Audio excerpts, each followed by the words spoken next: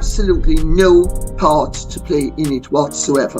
The way things are structured at the moment, they would make absolutely sure. Maxwell's insinuations are compounded by court filings and insider testimonies that reinforce the notion of Meghan's proximity to powerful, dangerous networks. Legal documents, though often dense and technical, carry weight far beyond their words. They create a paper trail, a documented map of relationships, associations, and potential knowledge. To be named in such contexts is to be drawn into a world of scrutiny, speculation, and unavoidable questions. Every social encounter, every yacht trip, every private dinner becomes a point of analysis, a potential link in a chain that, if followed, could expose truths the public was never meant to see. And then there is the psychological dimension of this unfolding story. Meghan has demonstrated a remarkable capacity for managing narrative, for shaping perception, for controlling how she is seen by the world. Her public image has been engineered with precision, from glossy magazine covers to curated Instagram posts, from charitable endeavors to media interviews. If she can manipulate the narrative in relatively low-stakes situations, what might she do in a world where exposure to legal scrutiny, powerful insiders, and dangerous networks threatens everything she has built? The pattern is consistent and troubling. Strategic denials, selective transparency, and carefully managed appearances are all tools in a toolkit designed to protect reputation, control perception, and, if necessary, rewrite the narrative in real time. Yet, even with strategic mastery, the stakes are extraordinary. The shadow of Epstein, the notoriety of Andrew, and the calculated words of Maxwell combine to create a scenario where the ordinary rules of public perception and media management no longer apply. Here, whispers can metastasize into headlines, court documents can confirm what was previously suspected, and the past becomes a living, breathing entity capable of reshaping the present. Meghan's silence, once a weapon, now functions as a double-edged sword. It protects and endangers in equal measure. It preserves the illusion of control while simultaneously fueling speculation and suspicion. And so, the crossroads appears. There are only two paths. One is survival. The CV, if it exists, remains hidden, undiscovered, never surfacing to disrupt the fragile empire of public perception Meghan has built. In this scenario, her brand, though scarred, continues to operate. Her story continues to be one of liberation, rebellion, and modern royalty navigating the complexities of fame and influence. The other path is far darker. The CV emerges. It is real, fabricated, exaggerated, or twisted, yet powerful enough to redefine her story. The whispers become evidence. The evidence becomes headlines. Headlines crystallize into perception. And perception, in the court of public opinion, becomes indelible, unstoppable, and impossible to counter. In that moment, Meghan's public image, her legacy, her careful narrative construction, all collapse into a single, unavoidable truth. Proximity to darkness, once revealed, cannot be undone. The endgame is brutally simple. Survival hinges on obscurity. Collapse is triggered by exposure. And Meghan, standing at the precipice of these possibilities, is caught between them. Every smile, every photo, every perfectly curated appearance is a calculated step along the tightrope of public perception.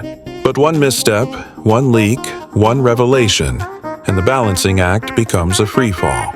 Maxwell's words, her insinuations, her careful placement of phrases act as both compass and warning. They chart a path that is fraught with danger, suspense, and inevitability. From the outside, Meghan's life may appear untouched, sparkling with success, image, and influence. The jars of jam, the lifestyle ventures, the Hollywood appearances, the podcasts, the interviews, they all shine. Yet behind the curtains, the silence is deafening. It is a silence filled with tension, with threat, with anticipation. It is a silence that the public interprets as much as it fears.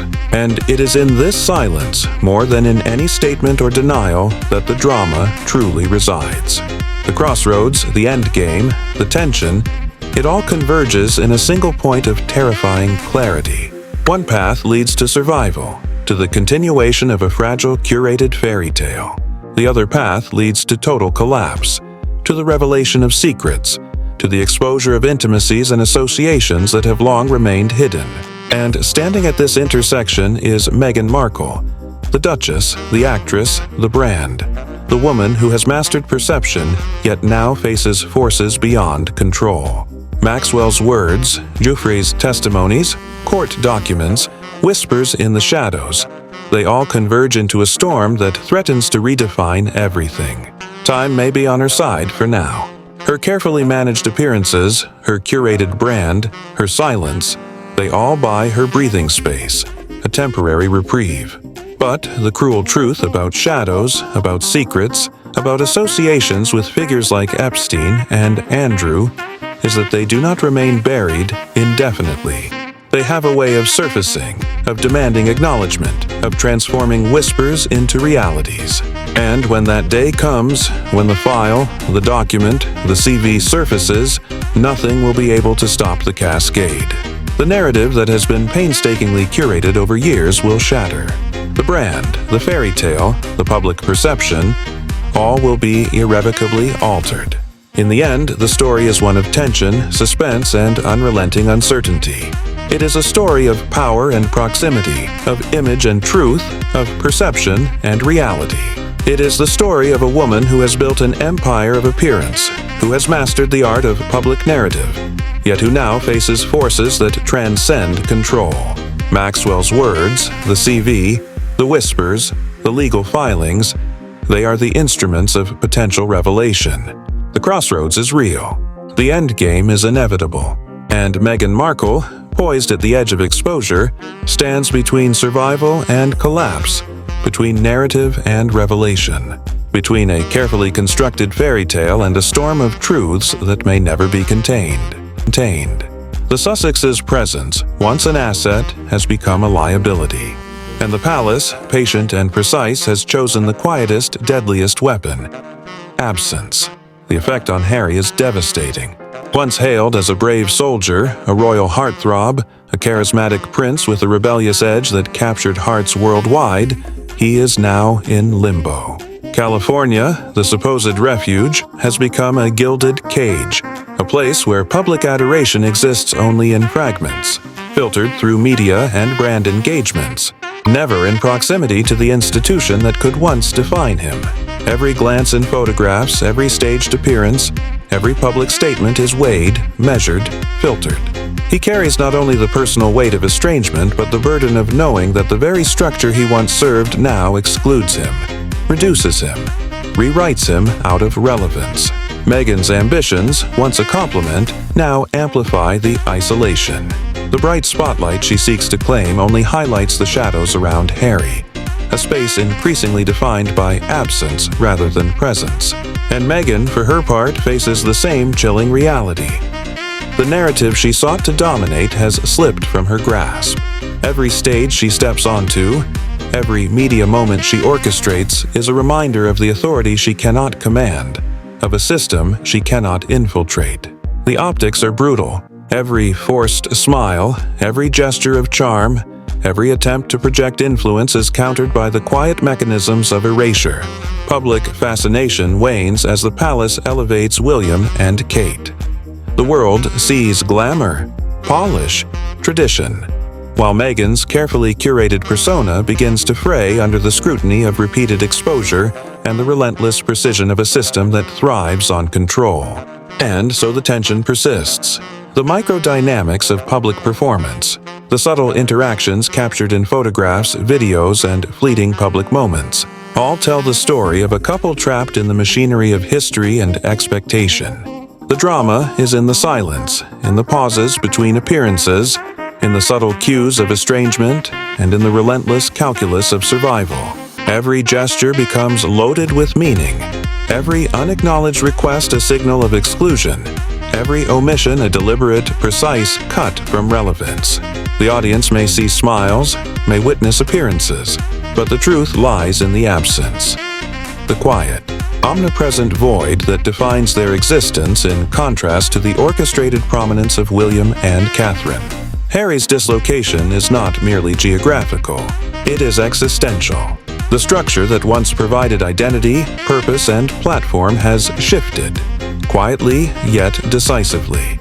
Meghan's ambitions, though powerful, cannot counteract the systemic mechanisms at play. Each Netflix deal, each media interview, each public statement only reinforces the reality. The monarchy survives, the institution thrives, and the Sussexes, however glamorous, however brand-conscious, are increasingly peripheral. The silence is deafening. The erasure is methodical, and the stakes are nothing short of personal, legal, and symbolic survival. In every public interaction, in every flash of a camera, the tension is visible. The performances, once seamless, now betray strain. Harry's measured restraint contrasts sharply with Meghan's insistence on visibility. The stage becomes a battlefield of subtle power. Every microphone, every podium, every carefully framed photograph a site of negotiation, confrontation, and exclusion. The palace orchestrates from behind a veil of silence, elevating William and Kate while letting the Sussexes fade, an invisible hand guiding perception, manipulating optics, rewriting relevance. The audience sees glamour. The cameras capture smiles. Headlines celebrate appearances. Yet beneath the surface, an inexorable process unfolds. Absence, exclusion, legal erasure, and the quiet, brutal assertion of a centuries-old institution. Harry and Meghan, once central, now peripheral, are trapped in a limbo of visibility without authority, attention without influence, presence without consequence. Every day, every event, every appearance reinforces the narrative of exclusion, subtly but irrevocably. The monarchy, patient and calculating, does not need dramatic confrontation. Its weapon is silence, its strategy is absence, and its power is perception. Harry and Meghan are spectators in a story they once thought they could shape. Now actors constrained by the scripts others have written. Their visibility controlled, their relevance circumscribed, their influence systematically diminished. The drama is cinematic, intense, almost unbearable in its quiet insistence, and the audience, watching in fragments, sees only the surface, unaware of the calculated, deliberate choreography unfolding behind the scenes. Through every flash, every public moment, every gesture, the tension builds. Harry's restraint, Meghan's persistence, the subtle exclusions, the silent erasure, all converge into a narrative that is at once deeply personal and profoundly institutional. The palace does not act openly, yet its decisions reverberate through every aspect of the Sussexes' lives, controlling perception, manipulating optics, and quietly, decisively reshaping the landscape of succession, relevance, and influence. The silence is the story. The absence is the proof.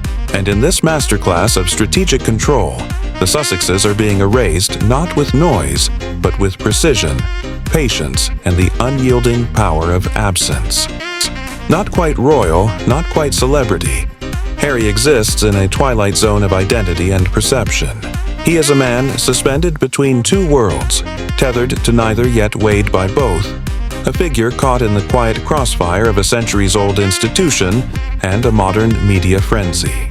His entire sense of self, once deeply rooted in duty, service, and the lineage of the crown, has been stripped down to a singular function: telling stories about his past. Every interview, every documentary, every carefully crafted page of Spare is a conduit to the very institution that has now, with deliberate and methodical precision, erased him. The cruel irony is inescapable. Each revelation, each confession, each expose, meant to carve out a voice, only serves to reinforce the boundaries of his exclusion. The palace remains silent, and in that silence, the walls of irrelevance close tighter around him. He speaks, yet he is unheard. He acts, yet his gestures carry no authority. Every public recounting of royal experiences, every intimate glimpse into the corridors of Windsor, becomes another layer of the very narrative that isolates him, another illustration of how a man can be both central and invisible at the same time. Meanwhile, Meghan charges forward in California with the energy and determination of someone determined to prove she belongs on a global stage. She builds business empires. trademarks ventures, launches lifestyle brands, and positions herself as an icon of influence and modernity, all while clasping the glittering yet borrowed prestige of the Duchess of Sussex title. But every time she flaunts the title, the palace flinches. To them, her brand is built on borrowed legitimacy, prestige appropriated from an institution she voluntarily abandoned. Each launch, each carefully staged social media post, each press release is met with the quietest but most potent form of resistance: erasure. Invitations never arrive, seats are never assigned, acknowledgements never materialize. The Duchess of Sussex becomes a title without context, a crownless symbol, a shadow of its former authority. Meghan's brilliance, her relentless drive, her mastery of optics, all of it is neutralized not by confrontation but by a calculated void. For Harry, the consequences are even deeper. Born into the lineage of a 1,000-year-old monarchy, trained to serve, to lead, to embody history itself, he now confronts a form of punishment far more devastating than public shame: identity death. The method is slow, deliberate, surgical. A velvet eraser that removes presence without noise, influence without notice. The palace does not issue proclamations, does not strip titles in dramatic ceremonies, does not engage in debates fit for the tabloids. Instead, it operates quietly, invisibly, in the shadows of procedure. Names disappear from official documents. Photographs vanish from archives. Invitations go unissued or conveniently lost. It is a strategy so subtle, so meticulous that the victims cannot fight it. There is no statement to rebut, no headline to counter, no public feud to wage. Only absence, only invisibility, only the suffocating certainty that to be unseen in a monarchy is to be erased from its narrative entirely. And in this silence lies power. Invisibility is lethal in a system built entirely on perception. Every omission, every cropped photograph, every overlooked protocol communicates authority. Diplomats notice. Commonwealth leaders notice. Governments, often trained to read symbolism, recognize every absence as a deliberate assertion. While the world may be distracted by interviews, documentaries, and brand launches, the monarchy is quietly recalibrating perception, reinforcing global confidence in its stability, in its endurance. Harry and Meghan, once considered a modernizing force, are quietly being neutralized. Their presence no longer signifies progress. It signifies unpredictability, instability, a liability that the crown cannot tolerate. The irony is staggering. Harry thought stepping back from the monarchy would deliver freedom. Freedom from the unyielding protocols, freedom from the relentless paparazzi, freedom from the constant shadow of expectation and scrutiny. But what he discovered was a different form of confinement. Freedom from duties, yes, but also freedom from relevance, from recognition, from the very platform that once defined him. The boy who once marched proudly behind his mother's coffin, who vowed a life of service and loyalty, now finds himself reduced to a specter of his former identity, his influence truncated, his authority nullified by the quiet mechanisms of a system he can no longer access. Every public declaration, every recounting of history, every revelation meant to assert individuality only emphasizes the gulf between his past and present, highlighting not freedom but absence. Meghan, too, faces the cruel paradox. Her ambitions, her relentless drive to be seen, to be relevant, to craft a global persona, collide head-on with the palace's calculated indifference. Each time she leans on her Duchess title, she encounters the invisible boundary of legitimacy, the quiet but impenetrable wall erected by an institution that refuses to acknowledge her continued presence. Invitations vanish. Access is denied. Opportunities she believed were hers by right are quietly withheld. The glare of publicity cannot penetrate the vacuum of royal strategy. She is visible, yes, but impotent within the framework that truly matters. The framework of history, tradition, and the institution's control over perception. The cruelty is total. To be seen but to have no power. To exist but to have no impact. To shine yet be irrelevant. And while Harry and Meghan navigate this quiet, inexorable exile, William and Catherine ascend with meticulous precision. Every foreign tour, every public appearance, every staged family photograph is an act of narrative reinforcement. They are carefully projected as the future of the monarchy. Modern yet grounded, glamorous yet duty-bound, family-oriented yet untainted by scandal. Their visibility is the mirror against which the Sussexes' absence is measured.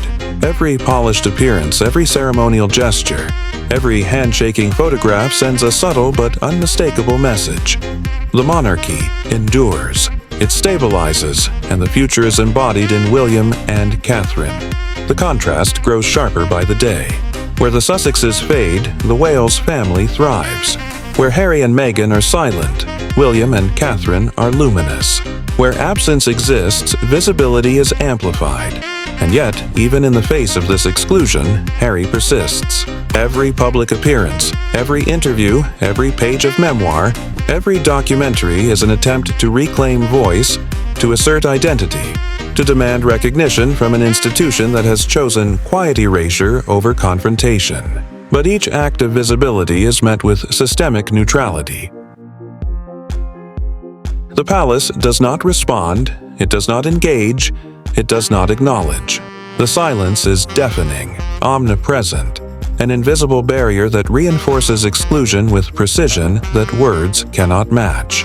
It is in this tension between assertion and invisibility, between public exposure and institutional silence, that the drama reaches its peak. For Meghan, the struggle is equally acute. Every venture she launches, every brand she trademarks, every lifestyle product she associates with the Duchess title is a statement of relevance, a declaration of presence. Yet the palace refuses to validate it. Her prestige is borrowed, her authority unacknowledged, her position peripheral. Each glossy press release, each social media post, each staged photograph is a plea for recognition that will never arrive. The palace's strategy is relentless. By elevating William and Catherine, by crafting them as symbols of stability and modernity, by carefully managing visibility and perception, the Sussexes' prominence erodes quietly but absolutely. Public fascination may linger, but in the corridors of power, their influence is null, their presence meaningless. The methodology is chilling. Silence, absence, calculated invisibility. These are not passive forces. They are active, deliberate, and devastatingly effective. In a system built entirely on image, perception, and the careful orchestration of optics, invisibility is lethal. To be ignored by the crown is not merely to be forgotten. It is to be strategically erased from history, to be deprived of influence, to have one's identity systematically stripped of meaning. Every document, every protocol, every ceremonial absence reinforces the narrative of irrelevance. Harry and Meghan's public engagements, their brand ventures, their interviews, none of it can penetrate the fortress of silence. They are visible to the world, but invisible to the institution that truly matters. And here lies the true irony of the Sussexes' plight. Their attempts at relevance, documentaries, interviews, brand expansions, memoirs, are simultaneously their lifeline and their trap. Each revelation of royal life feeds the narrative of disconnection from the crown. Each interview, each exposé, each confession emphasizes the distance between the past they inhabited and the present they cannot access. The palace does not respond. It does not retaliate. It simply waits, observing the Sussexes' efforts to assert themselves, knowing that visibility without power is ineffectual. The couple moves, speaks, performs, yet the chessboard is empty where they wish to claim space. They are actors on a stage that exists only in their perception, not in the institution's reality. Meanwhile, William and Catherine's ascent continues with deliberate care. Each public gesture, each foreign engagement, each ceremonial appearance consolidates their image, creating a mirror through which the Sussexes' erasure becomes even more stark. The monarchy's strategy is both elegant and ruthless. Elevate the successors, maintain continuity, and neutralize liabilities not with scandal or confrontation, but with strategic invisibility. Every polished photograph, every televised appearance, every public moment reinforces the narrative of stability, continuity, and relevance. The Sussexes, meanwhile, are left in shadow, their visibility inconsequential, their presence peripheral, their influence evaporating under the steady application of absence as power. And in this context, the cruelty is compounded. Harry, once a symbol of youthful rebellion, charisma, and connection to the public, is now adrift. California's sunshine cannot restore the grounding that duty once provided. Freedom has become confinement. Every public confession, every storytelling venture, every memoir page is a reminder of exclusion, a signal of the distance between past significance and present irrelevance. Meghan, for all her ambition, encounters the same immutable truth. Borrowed prestige is still just borrowed. Without institutional recognition, visibility is powerless, influence hollow, authority absent. The palace does not acknowledge, it does not concede, it does not correct. The silence is absolute, total, and profoundly effective. Through every public gesture, every camera flash, every brand launch, the tension is palpable. The Sussexes perform on a stage defined by absence, constantly seeking acknowledgement that never arrives. The monarchy does not act overtly. It does not confront, attack, or humiliate. Its weapon is subtler, more devastating, invisibility. And as Lady Colin Campbell reveals, this is the most lethal punishment available: absence within a system that survives on presence.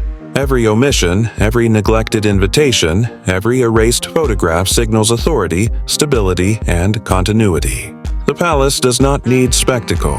Its methods are quiet, patient, and profoundly effective. And so, the narrative unfolds with relentless precision. Harry and Meghan navigate a world where visibility does not confer power, where presence does not equate to influence, and where identity is contested not by confrontation, but by absence. William and Catherine ascend as symbols of stability, relevance, and tradition, their every gesture amplified by the vacuum left by the Sussexes. The monarchy endures. The Sussexes are systematically erased. Every public appearance, every brand venture, every attempt to assert relevance only underscores the power of silence, absence, and invisibility as tools of strategic dominance. The palace does not act in anger. It acts in calculation. Every move, every omission, every unacknowledged moment is deliberate. Harry and Meghan, once central figures, now exist in a state of liminal irrelevance, performing for a global audience while being systematically excluded from the institution they once served. The contrast is stark, almost unbearable. Visibility without authority, presence without consequence, ambition without recognition. The drama is real, palpable, and devastating, a masterclass in the quiet exercise of power. In the end, Lady C's revelation is not scandal, it is strategy. The monarchy survives not through confrontation, not through spectacle, but through calculated absence, through the methodical application of invisibility to those who threaten stability. Harry and Meghan's efforts to assert themselves, to reclaim identity, to maintain relevance, collide with an institution that wields silence as a weapon, patience as a tool, and perception as absolute power. Their narrative, no matter how loudly proclaimed, is subordinate to the enduring authority of the crown, the relentless precision of its strategy, and the devastating effectiveness of its quiet erasure. Harry and Meghan believed in freedom, in influence, in presence. What they discovered instead was irrelevance. And the monarchy? It marches on, untouched, unshaken, immortal in its careful choreography, while the Sussexes fade into the shadows of their own making and the crown's relentless strategy. Relentless strategy. This is Crown and Controversy, unraveling the royals, one scandal at a time. Don't forget to subscribe.